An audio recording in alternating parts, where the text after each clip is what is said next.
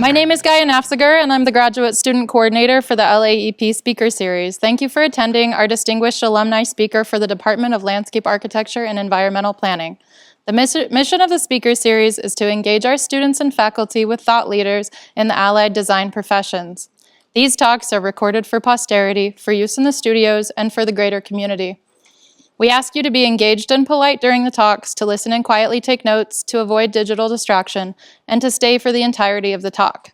A short Q&A will follow, after which you can scan the code for attendance and meet upstairs in the common studio for more conversation and refreshment. It's my pleasure to introduce Stephanie Grigsby. Originally from Tennessee, Stephanie earned her undergraduate degree in horticulture from BYU and a master's in landscape architecture from Utah State University, before making her way to the beautiful and rugged Tahoe landscape. Stephanie is a landscape architect, planner, and design leader whose work centers on strengthening the relationship between people, place, and nature. For over 2 decades, she has shaped landscapes at multiple scales, from neighborhood greenways to regional trail systems and climate-sensitive corridors. Her work balances long-range vision with immediate built impact. Finding value both in public and private realms, she creates meaningful projects while also engaging in community-focused design and outreach. Much of her work is rooted regionally in California and Nevada, where she continues to make important contributions through projects that integrate recreation, ecological restoration, and civic life. As a principal and board member at Design Workshop, Stephanie's influence extends beyond individual projects to shaping a studio culture grounded in legacy-driven design and strong collaborative workplace environments. She also contributes to broader leadership in the field through her involvement with the American Society of Landscape Architects Climate Action and Biodiversity Committee, helping guide national approaches to climate adaptation and resilience. And with that, I'm going to turn it over to Professor Anderson to honor her before the lecture begins. Good afternoon, everybody.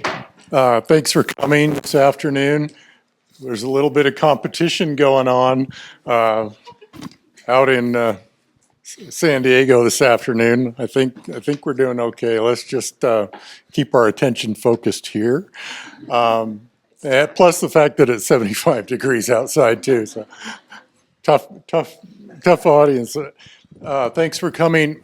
Professor Christensen, Dr. Christensen would normally be here to make this presentation, but he had a prior commitment where he had to be out of state. And so he asked me to make a little presentation here and to honor Stephanie. And that's actually something I really am glad to do. Stephanie is a remarkable woman. She has given back to our department over and over and over again and continues to do that. She was here along with Mary Claire for the entirety of our Charrette Week just last month. And we're grateful for that, but she's on our advancement board and has done things so consistently over time. And she's an alumna of both blue schools that I am. And so that other one that we don't talk about very often around here. And so I was looking, in addition to the work that Gaia talked about that she's done, you know, she works primarily in a pretty tough set of conditions, very ecologically complex in California, Nevada, and the Pacific Northwest and Intermountain West, and politically really challenging too. All kinds of very tough things to kind of hurdles to get over, and our Professor Dave knows what I'm talking about well as well, and she's very busy. She was in San Francisco and Napa yesterday, and here she is today. And so, but one little thing that I saw that Becky Zimmerman, the CEO of Design Workshop, who's spoken here, I really liked what she said. Stephanie brings an artful balance of expertise and enthusiasm to all of her projects, skillfully bridging social, economic, and environmental goals to serve communities today and in the future. And I think that's a pretty strong, impressive statement to reflect the work that she does. And then in addition to that, she's just an extraordinarily nice person. And so we're grateful to have you here, Stephanie, and we honor you today as one of our distinguished alumni for 2025.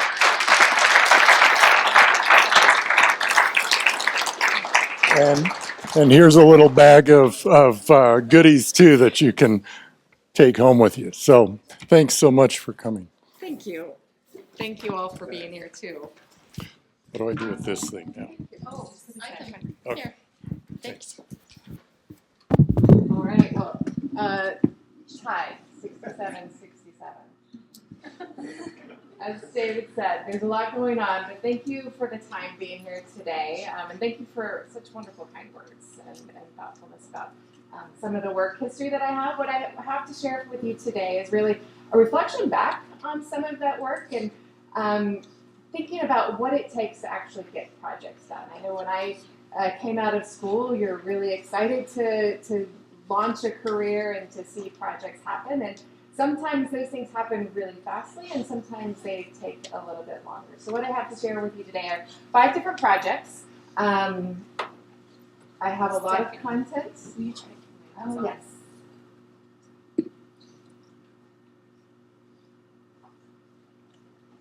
That better? 5 different projects. Rather than diving into the details of all the projects, I'll do a little bit more of some overview and talk about some of the takeaways from each of those different projects about what I learned in terms of being able to move projects forward and actually see some implementation. Because as Gaia said, I do work at a broad range of scales, from residential design all the way to regional planning and thinking about countywide systems. But before I get started on that, I have to reflect back and say that none of the work that I show is me alone. Everything that I do is part of a team. And this is really the design workshop philosophy. It's something that I really value from having learned from Todd, that we all contribute in one way or another. And that's from putting the work up on the wall, from ideation and thinking about critical topics and how we might be able to work better collaboratively. So the things that you're learning here as part of the LAEP program are just really important as you think about taking those into the workplace to be able to continue to have that collaborative work environment, both in the studios that you work and then also collaboratively along with clients. So the first project I want to talk about is in South Lake Tahoe. So this is where the Design Workshop Studio is located, in that state line Nevada area. It crosses both state lines. Coming fresh out of school, I was happy to be engaged as part of a new 9-mile bike path. This would be a shared use path that would connect from Myers all the way to State Line, Nevada. Super excited, thought, wow, I get to be a part of a project that I'll be able to see people use. There's no bike trails in Tahoe. What a great opportunity. We dove in, lots of site analysis, thinking about how the path might be oriented and aligned to think about some of the environmental conditions, really thinking about the expression of how it would curve through the landscape. And everything was going well until we came to a community engagement event. We were just at the point to launch into environmental review when I wish I had the poise of Leslie Knope to say, nobody wanted this project, or at least a couple of neighbors did not really want this project. And I vividly remember being in the room when people were weeping, saying that this trail would just destroy their community. So we took a step back and thought, how do we move forward? We reassessed the project, really thought that our value proposition was right, that the trail alignment that we had provided was really the best solution. So we took a step back and said, well, let's start small. Let's start with the piece of this segment just right in the middle that could provide this one connection for community. And let's see how that works. It was the easiest trail segment as well, so it didn't have a lot of slope to it, but we were able to put in, as part of developing this piece of the pie, some ideas in terms of how the trail really did want to connect in terms of just its overall design and experience, that it wasn't about just getting to A and B. It did have this transportation component to it, but it also wanted to be community building as well. 1 mile completed out of our 9 miles. Next step, where do we go from there? Building across some of the more challenging pieces in Tahoe, looking at how we cross these critical meadows. And if you think about Lake Tahoe is the color it is because every bit of water that comes off of the mountains is filtered through these meadows. So the meadows are really critical in terms of being able to keep lake quality and lake clarity, but there are also these barriers and divisions between some of the neighborhoods. They're all in these isolated islands. So being able to think about how we could cross those meadows in as thoughtfully a manner as possible was our next step to implementation. And really happy to say that that next step through a series of partnerships really was able to occur. Again, stitching these pieces, thoughtfully thinking about different technologies so that we could raise the overall trail system and allow for water flow connectivity, for that habitat connectivity throughout, and also to get people into these meadows, which is actually one of the unsung beauties of Tahoe. People think about the lake, it's incredible, but these ribbons of wetlands and meadows that connect are really just incredibly special places that have allowed a variety of people to connect to the nature of Tahoe in a very, very different way, even in winter time. So in Tahoe now there's plowing the snow pass, the shared use pass. So there are also these critical winter infrastructure pieces when you get 2 feet of snow that you can actually get out and enjoy it in a different way if you don't have the ability, the dollars to go on the ski mountain. So one of the themes as part of this groundbreaking piece was incremental progress. And it's one of the themes that I bring continually to my projects now, thinking about, where do we go next as part of that incremental progress. But it's really just remembering that sometimes it is in little increments and not leaps, but to think about what that increment might be that helps to be the catalyst that spurs you on. The next project stays generally in the Tahoe region. It's north of Tahoe, Nevada County. And even though it's called Nevada County, it's actually in California, so don't be confused. The county stretches from Sacramento Valley all the way up to Truckee. So quite a range in terms of the foothills to the mountains. And that range isn't just topographic and geographic, it's also economic and demographic. So from 24% poverty rate on the western end with Nevada City, Grass Valley, up to only 7% poverty rate up in Truckee, and very different recreation access from really robust public access in the east to very minimal access in the west. And I do need to give credit here to building off of Mariposa County Recreation and Resiliency Plan, Carly O'Connell, also a Utah State grad, incredible thinker, very passionate about wildfire resiliency. And we, as part of the work in Mariposa County, really diving into wildfire and thinking about how our public lands can be part of that solution in terms of thinking about mitigation. We built on that for the Nevada County plan and said, let's think about all the other elements in terms of resiliency. It's not just about wildfire when we think about climate change and what we might need to be considering and how communities are organized and how the roles that public lands play. We looked at winter weather, the extremes from when you have 5 feet of snow in a week to no snow in an entire year, to drought, the heat waves and temperature changes, and the impacts that those have on a variety of different factors. In particular, in wildfire, we were looking at the relationship of wildfire both to the environment, so the air quality, the change that it has to soils, which increases runoff, which then can also reduce the tree health and increase mortality. So it has this cyclical piece. But we also wanted to tie that back to who it was impacting the most in terms of where people are living and where people are recreating in terms of the economic impacts. So we started to peel back the layers in terms of the wildfire piece, understanding where those areas of high wildfire hazard potential are, and then where those recreation hotspots were in terms of where people want to go. And in Nevada County, one of the interesting things is that there's roads are really, really windy, and oftentimes when you get to your recreation spot, you don't have cell access, and it's a 1-lane road in. So really thinking about, where are those highest impacts in terms of thinking about where those intersections are for potential risk as part of the wildfire mitigation piece. And that continually brought us back to the river system.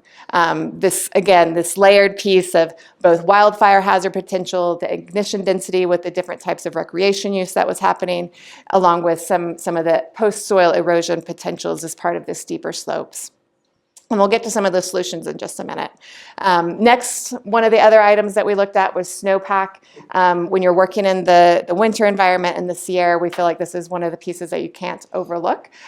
Thinking about the changes in snow and snow level, snow depth, the predictions that snow will come less over time at higher elevations would be more consistent. So overall reduction of snow cover, but that we also have these more intense events. So you have years where you're just pummeled, contrasted with years like this year when you have very little.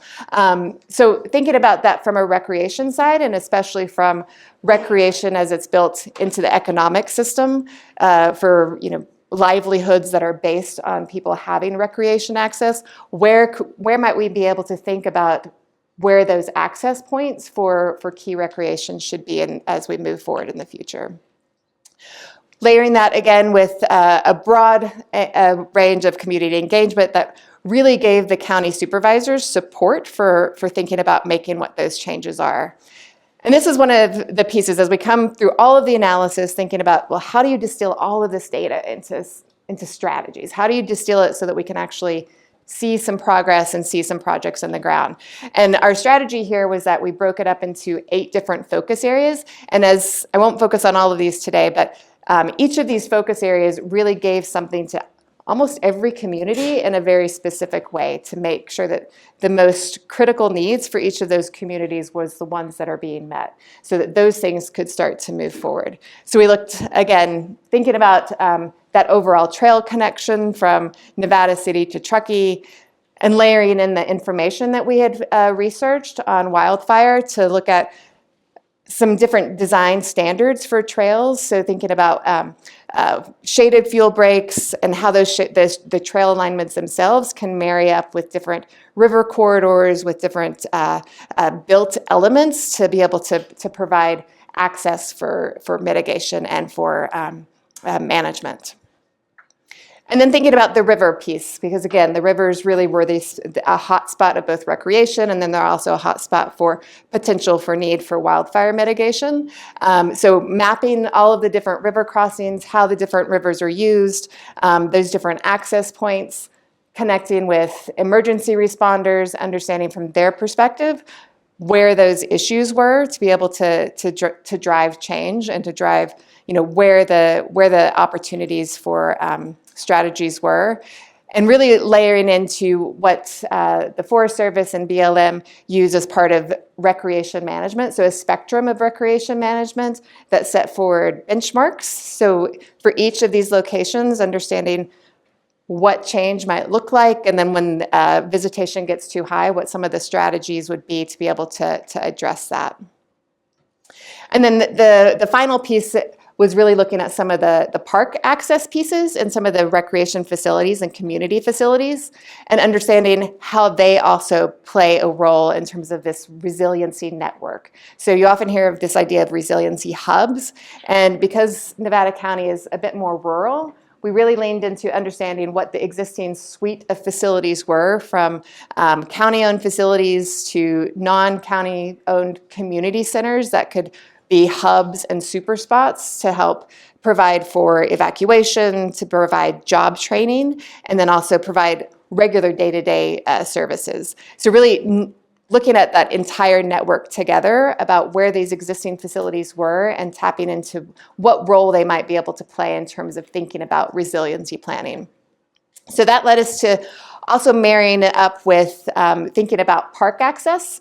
As I mentioned, in Western Nevada County with Nevada City, Grass Valley, that area has much less park access as a whole. So the importance to be able to get people to the parks and provide more parks really came up as part of one of the higher priorities.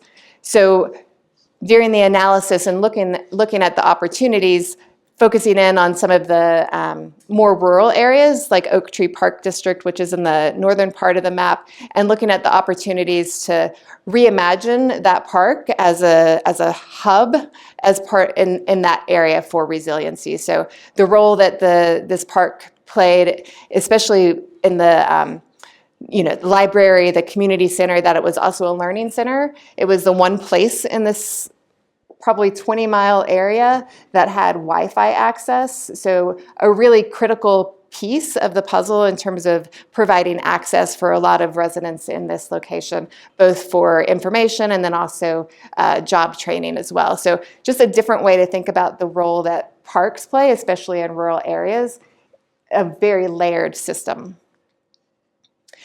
Knitting this all together for Nevada County for us, this was a really interesting overlay, was the sense of place and character. So mapping of the cultural assets, Nevada City and Truckee are both cultural districts, and then looking at ways that the parks themselves and the trails could also be layered with programming that really help to really interweave some of the arts and the cultural pieces that are really specific to Nevada County.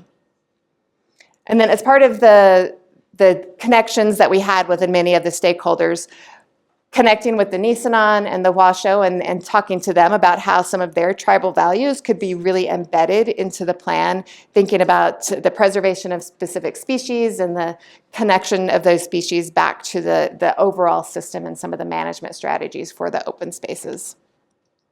So moving forward, it's really exciting to see a number of the projects actually moving forward, and the reason that that's accurate is because we really focus on some of these pilot project pieces. So within the broad spectrum of all of the different pieces that need to be thought about in terms of building resiliency, looking at the partnerships, how those get married up together, and then really defining those pilot projects that could show how these things could be put into action. So we're currently working on a project with Circle, Save the South Yuba River Citizens League, building on their work for the restoration of Van Norden Meadow to provide trailhead access and recreation access into the backcountry, and then also elevating the communication of some of the cultural elements of this piece.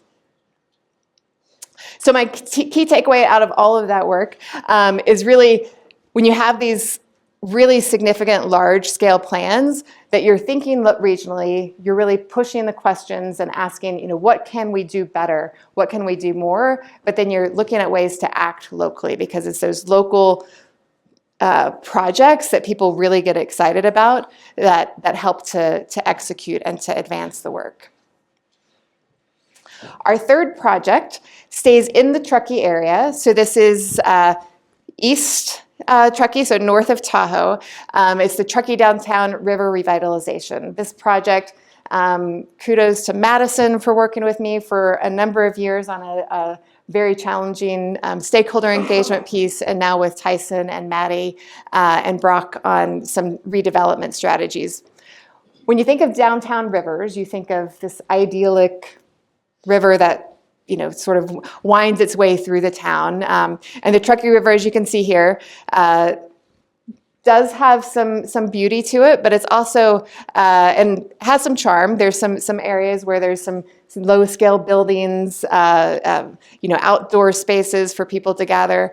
But as you travel along the majority of the river, as you see in the left side of this picture, it's really layered with industrial uses. So outdoor storage, contractor yards, a lot of probably 90% paved areas, and erosion going into the river. So the challenge that the town has had is that they've, for years, 20 years, said, we want to celebrate the river. We want to figure out how to revitalize this corridor. This is a special corridor to us, but we can't see change happen. We have made plans. Those plans have gone nowhere. They just finished their general plan. Again, celebrating the river, figuring out how to revitalize the downtown came up again. So the town decided this time we're going to do it a little bit differently. We're going to develop a steering committee. The steering committee is made up of 16 different community members, both business owners who work in and have property, landowners, environmentalists, community members at large, a wide variety of stakeholders, all with very different opinions about what should be done in this corridor and have very different stake in it. Another interesting piece of this puzzle was that the steering committee was Brown Act. So what that means is that every single meeting that I had with this group had to be publicly noticed and had to have public there. So people were allowed to, it was all on camera, it was all going to be transparent, there was going to be no behind the scenes conversations. With a 16-suite steering committee with a task for in a year, let's figure out what to do with this corridor, we immediately said, well, let's break it up. So we developed not subcommittees, because Becky would kill me if she heard me use the term subcommittee, because nothing gets done in a subcommittee. We developed action teams. So each action team was organized around the goals that we had developed. So working with this group, I reflect back the first meeting, the owner of the tire shop was like, I don't want anything to change. This is it. This is my town. Nothing. So we broke it down and sort of working through the process of, well, what must this plan include? And the biggest piece overall was that it has to have some kind of action. We have to have something that comes out of it. And then it also has to protect the river. So we really leaned into those elements and sort of started peeling back the layers of what it meant to restore, to revive the community, improve connectivity, but also to reimagine it as well. And we moved from a piece where the committee had been focused on relocation, essentially like, let's move this stuff out and move this stuff in, to saying, let's build on some other momentum that's going on in this area, and let's really focus on river health. Let's think about the restoration of this river and what it means, and then what we really want this place to be. Again, really diving into the river health piece, because that was able to then work back into supporting a lot of the strategies that broke down some of the barriers between the committee members.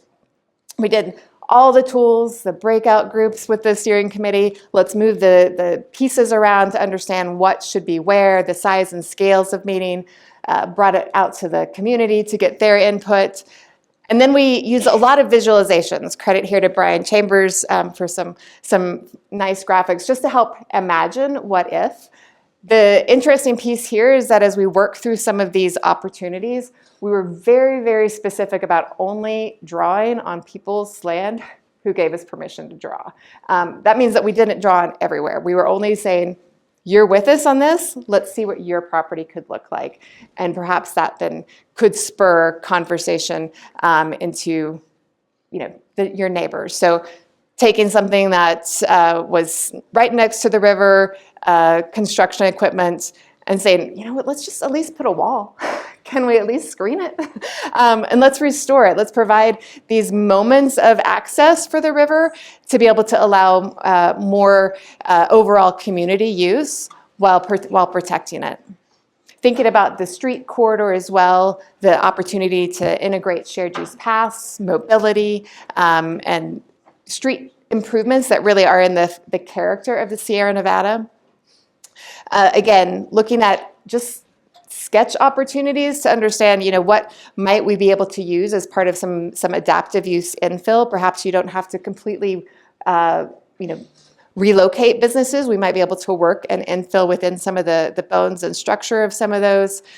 So again, some befores and afters of, let's keep some nuggets, but let's infill and see how those can start to fill in some missing pieces and start to see change. This is an example of using the building that you see in the center here, opening those doors, providing some indoor-outdoor space, some community space that people can come and gather, and then also improving the overall streetscapes piece. You can see that same area that was in that last sketch here. Again, thinking about what that could be in just building massing and scale. One of the things that came up continually as part of these conversations was the need for adaptability and flexibility, because the property owners that were willing to talk to us weren't exactly sure how to get from step A to B. They only know that they had barriers around some of the code language that was in place, and then also some of the cost piece of, some of the code piece on mixed use. So really helping to think about, what those critical elements might be.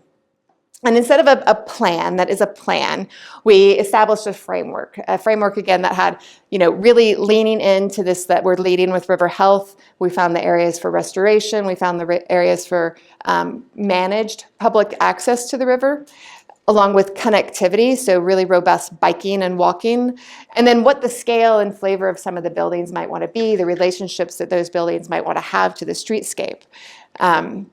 We developed a suite of strategies that are all very, very specific in terms of being able to wanting to be in place in 5 years. But the most important thing was really around these catalyst projects that are in the upper left. So out of all of the areas, properties along the river, identifying 3 different catalyst projects that we could work with to really learn from, so that the town, who was getting lots of feedback about not being good to work with, that they were really a barrier to actually implementing change, to say, well, what is that barrier? Is it a code restriction? Is it one of the requirements for streetscape improvements? What is it really that's breaking it down? And working individually with these property owners to essentially develop the projects for them that could be implemented. On the left here, you see some of the areas in leading with river health, right? Where looking at the riparian bank corridor and working with a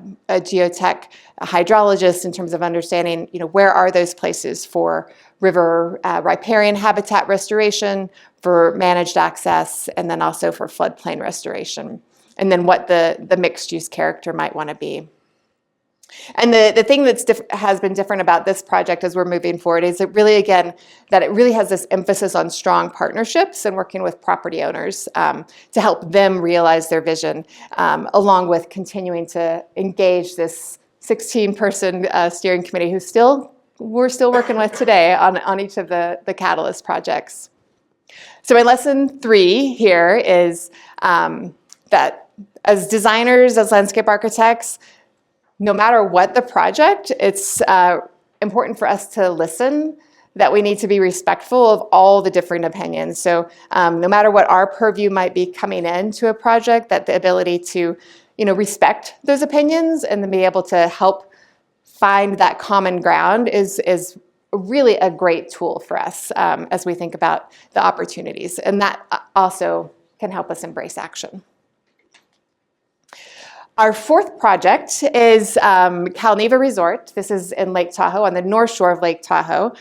So we're here looking south. The state line here runs just about here. So it's truly California and Nevada, running straight through the casino. A lot of the work you'll see here, again, huge collaborative projects between multiple studios and design workshop. And then also just shout out to Tyson, who many of you all know, for some really great work here as well. But history of Calneva, 20s, known for influence with the Rat Pack. Marilyn was there. Dean, Frankie, just really, really rich history. There's stories about, there's these tunnels, which are actually true. There's these tunnels that connected the buildings, this sort of disparate buildings underground, so they never had to see anybody. And then it's buildings that sort of like came up over time. So there's like all these like different architectural pieces that were just added on, but it's a building that's also just surrounded by parking. And then there was an architect that came on board and was like, let's just plunk something in the middle for this porte cochere. And, if I go back, that's the previous historical sort of view, and just that look of like, we need a porte cochere, we need something to cover. Let's just put something right in front of what makes this place special. And just really very honored to be part of this project. We had actually done design workshop, had done some studies, Richard Shaw with our Tahoe studio back in the early 2000s. So one of the lessons learned is when you get a new project in Tahoe, you look through the files so you see what Richard had drawn 20 years before, because he probably drew something.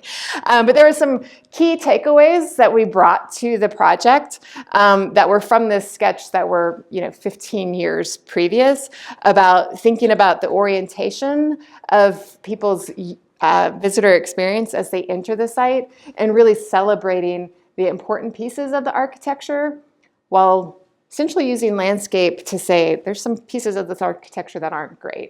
We're gonna create a garden. We're gonna create this cabin in the woods and celebrate the lake and celebrate some really key historical components.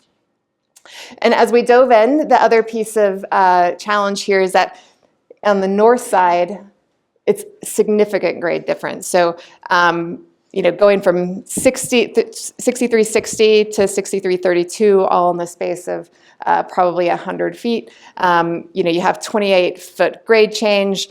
We want to get people accessible to all of the different amenity areas. So pay attention in grading is the key takeaway here. Because as we did it, thinking about different sketches, where these different use areas might be, how we think about program and flow and organization. The key thing that came for us was working with Olson Kundig and Kelly Wursler, who's one of AD Architectural Digest's top 100 designers. That sort of synthesis of the aha moment for working with this team was really about textures. She's an interior designer, so thinking about what is, for better use of a word, the vibe. What does this place want to be in terms of materials and space and light? And these were some of the vibe boards that Kelly Wursler's group was pulling together in terms of thinking about the textures and the richness of the place, and really leaning into a lot of the historical elements. If you follow any of her work, it really is about this layering and this really richness, and in a very contemporary way as well. So we pulled that into the landscape, and I think you've probably all seen the little cartoon with the thought bubbles of people all thinking different things. And really, these were our ways to help communicate across as designers, thinking about spaces and places, but really that suite of materials and how they might be juxtaposed. Some of the principles about the honesty of materials. If we're going to use concrete, it's just going to be pure. We're going to really celebrate that as place, and also have this rich garden-esque feel to it, while also really celebrating also the things that make Tahoe, which are very simple. Tahoe, if you've been there, it's pine trees and simple low ground cover,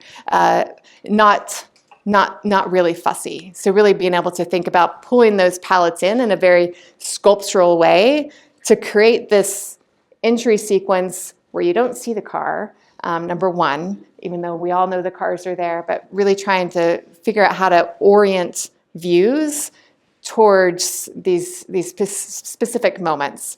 So as you come into the porte cochere, really celebrating, again, this view into the entry arrival sequence. And as we work our way to the amenity space on the north, where we had that grade transition down, thinking about the terracing of that and these really, let's say, surgical insertions of some of the use areas into that slope. So working our way around on the east side, coming around as you get the peak of the lake. Again, those terracing moments being very specific from the uppermost terrace, which really had a inspiration vibe around this space of just really being connected as people into the landscape. And then thinking about how that works in grade transition and trying to soften some of those walls while keeping some of the really significant pine trees. And then the lower pool level, again, really this sliver that's sliced into the landscape, that it's just feels like you're just right embedded into the lake and into the pine trees. We carried that forward as part of the wellness garden. So this is another garden on a very much more intimate level, and thinking about size and scale with some of the boulders and the textures, especially thinking about the use of and the organization of some of these materials around the adjacency pieces with the wellness garden, and then also with the Paseo connecting the hotel to the wellness center itself. And finally, wrapping around to the east side, which is a series of villas, thinking about how they're integrated into this landscape with a walk through the woods, and trying to embed the villas as within this overall forested area. And we're really excited that this is moving forward. Currently in construction, as you can see, and breaking ground, and be implemented in 27. But my key takeaway here, there's a lot of lessons learned, I think, throughout the entire design process. But one was that we earned a seat at the table through the vision that Richard set years ago. We earned a table also for the reputation for excellence. So do all you can to set a vision, but also to execute things as, to the highest standard possible, because that keeps you at the table to be able to do projects like this. And then my final project is one that we're currently working on with Save the Redwoods League. This is Alder Creek, Giant Sequoia National Monument. Madison, for those who know Madison in the lower left, on one of our site walks. The Giant Sequoia National Monument is in the southern Sierra, so surrounded on 3 sides by the national monuments in the southern Sierra. It was a resort community. So someone had a wonderful vision of creating a few subdivision tracts, had this area of giant sequoias that was also had a little ski hill. And the league purchased the property in 2019 with the intent of turning it over to the Forest Service after 10 years, that they would help do some of the improvements to the property, because it's easier for a public or a private entity to make those kinds of investments than it is for a public entity. And so they would be able to, use their private dollars, fundraising dollars, to provide the improvements and then turn it over to the public. So the league engaged us as part of that process. Again, they purchased the property in 2019. Some of the most spectacular things about the project is that property is that it's not just a grove of 1 or 2 trees. It's probably one of the largest combination of giant sequoias, of diversity of ages, from saplings to 100-year-old trees to 1,000-year-old trees. So you have this really great mix in between. And then it's also home to the stag tree. So the stag tree is the 5th largest known tree in the world. It's 25 stories tall, width of a 2-lane road, and a really beautiful tree.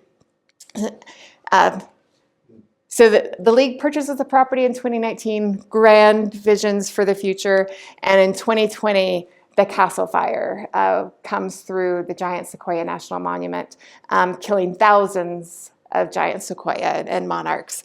The property you can see here, the boundary in black.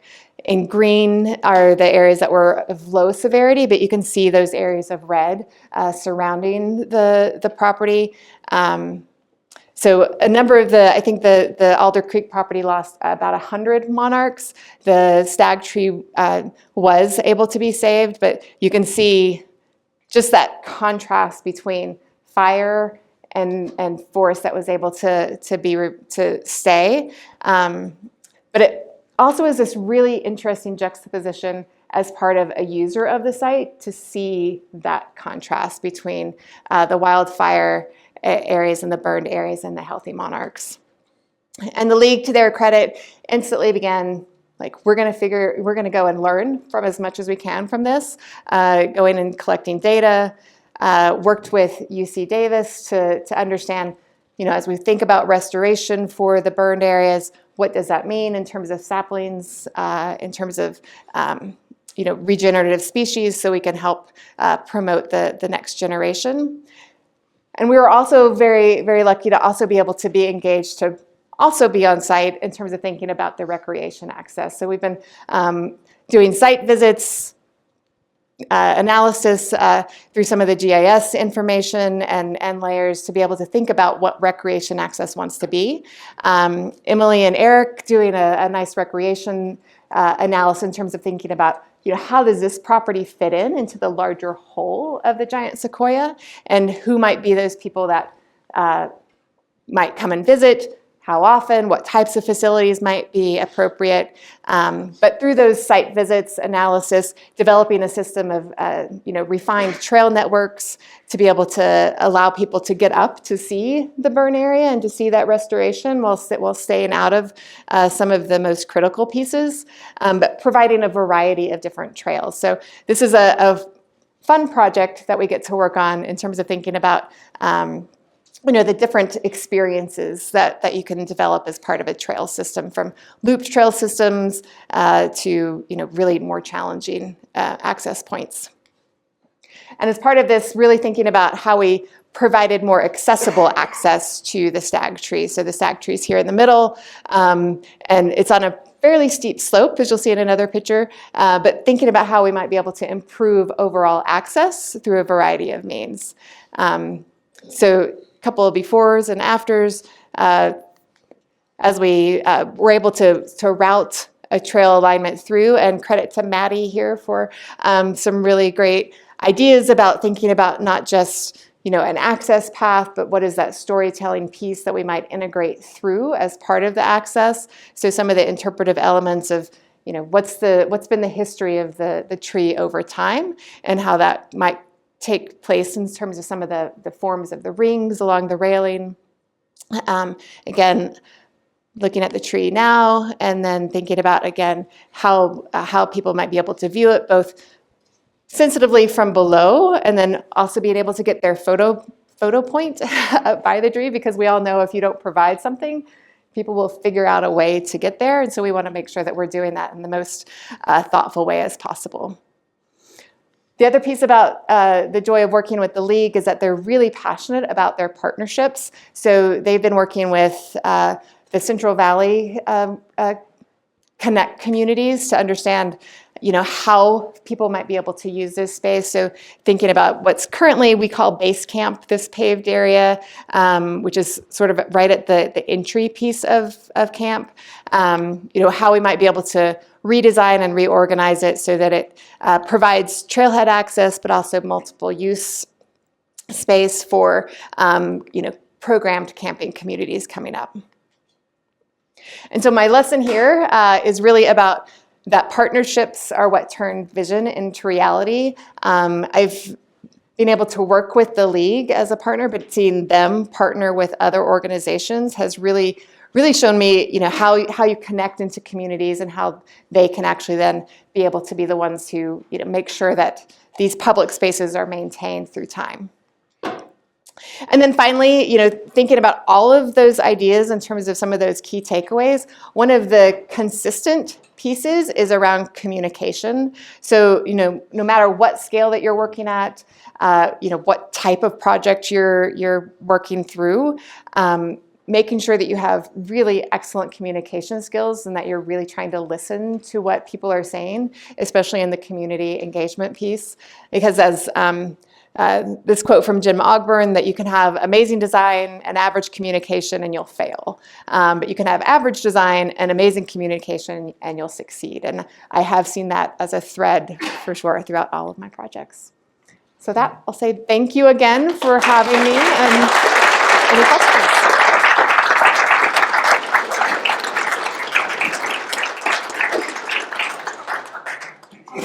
Now we'll open it up for questions.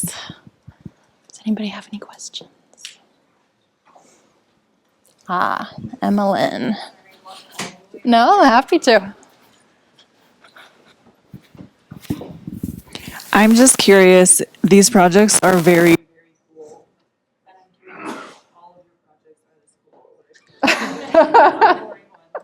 Well, I did do a poll from folks in the studio, and most people said don't show boring projects. It's a range, right? I like to think that every project has something to learn from. And so even the projects that might not be as cool, right? That I'm not going to the giant sequoia and hiking in the woods for a week. That I also have something to learn from them. And I think, I get asked the question about, why I'm at Design Workshop for so long. And really that has been the mantra through my career, is that I'm always trying to find some meaning out of projects. So from every scale of residential project that I'm on to, thinking about climate change, each one of those for me has been a learning moment. So I guess in terms of percentage, I could probably give you a percentage of cool to non-cool, but I try to make all of them cool because it's perspective.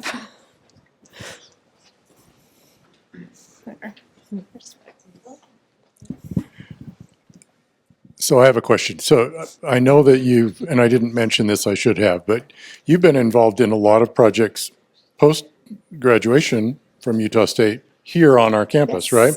You worked on a plan for the quad, and you worked on 700 North, Aggie Boulevard, trying to re-envision that a little bit, a resiliency plan, I believe. From your perspective, you came to school here, this place very, very well. You've worked as a consultant here.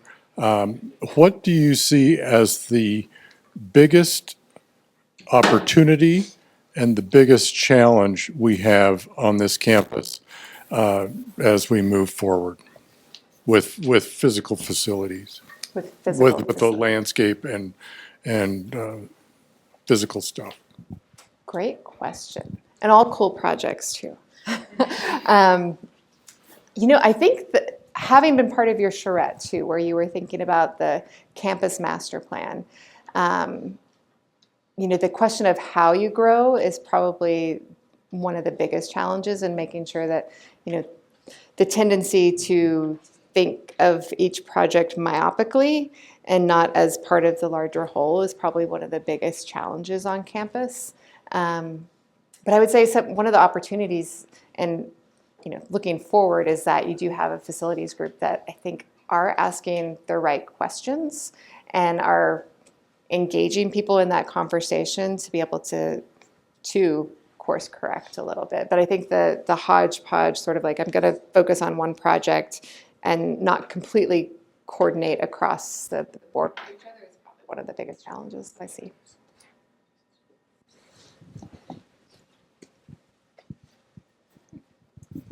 You mentioned with the trails projects that there was some public resistance. I'm really curious to know what the public's perception was of what you guys were doing and why they were so resistant.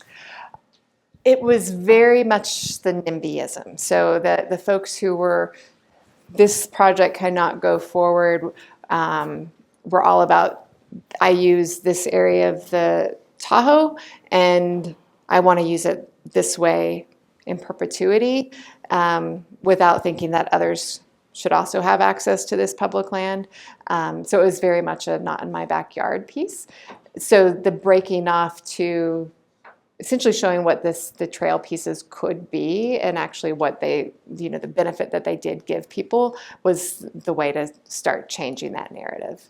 The Greenway was one of the first, in South Lake Tahoe was one of the first shared use bike path systems. So there wasn't, people were riding along roads and trying to walk in streets when snow falls. So there wasn't really a model for being able to think about what bike trails could be. So that small little incremental process has really helped the community narrative overall. Bryson? Yeah. I had the opportunity to attend a lecture series earlier this week where a business professional invited us to ask the question, what's your why? And I've been thinking a lot about that this week. And as I came today, I was thinking about that too. And I'm curious, just what would you say early, maybe in college even too, what your why was? and how that changed and how that has changed and how that's evolved over your career in different things. So Such a good question. Yes, Simon Sinek, pushing all the boundaries on what's your why. I do think my why has changed. In school, I think it was I want to do some residential design. I want to have my own small practice, and I really just want to be able to have a living. I did want to connect, and I've always liked to solve problems. So I think being able to continually expand my horizon, and grad school did a lot of that for me, of saying, wow, landscape architecture could be a whole lot more than what I thought it could be when I was growing up and when I got into horticulture. And then, moving and being part of Design Workshop, and, Todd's been a great mentor. Richard's been a great mentor. Kurt Culbertson was also a great mentor. And each of those people pushed me in ways that were very uncomfortable, and made me question and think in different ways that also gave me a lot of excitement. That I think for me, the why now is more about, making change and trying to figure out new solutions and getting people to have buy-in to projects that have community-wide benefit. Yeah.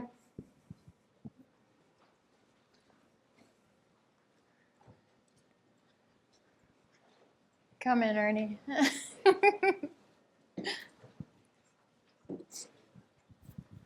Hello, I got here a little late. My name's Ernie. So one of my questions is, when you're facing that communication barrier you were talking about with the big three in the Nevada area, what have you found is the best way to approach some of those stakeholders that are just, no, we don't want, just get off my property, I don't want you here? What kind of communication techniques work the best, have you found? I think they're all very different for different people, but respect for me has been a key piece of respecting their position, because usually there's some grain of truth in it, and it's coming from someplace that's truly real for them and their lived experience, right? So finding the common ground usually is trying to understand where the no is coming from, whether it's on the Trails project. It was really that I just don't want it here. You could put it over there, but I just don't want it here. And understanding when is it okay, and it's important for us to push back on that no, and when that no might be valid, and we might need to be able to think of something different. So for me, it's been about respect and then trying to find the common ground piece. Any more questions? Yeah, Todd. I just have to say something. I'd like to say a lot of things, but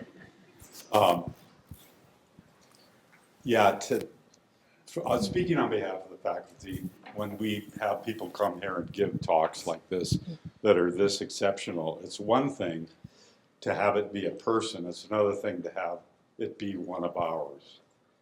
And, when you got out of school, I went to Tahoe and we worked on some things together. And the distance that you've come is just really amazing. Thank you. Thank you. Thank you.